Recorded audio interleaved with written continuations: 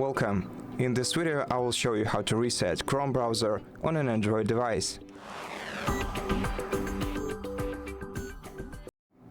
So if your Chrome browser is working incorrectly, you can simply dismiss it and then open the application again.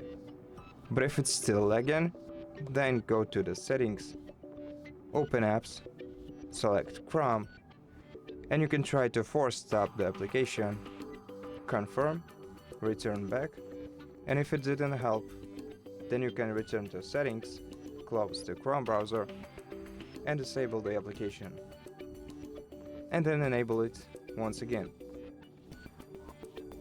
After that, open the Chrome application again, and it should start working correctly. If this video helps you, consider subscribing to our channel, leave us a like and a comment below, and I'll see you in the next one.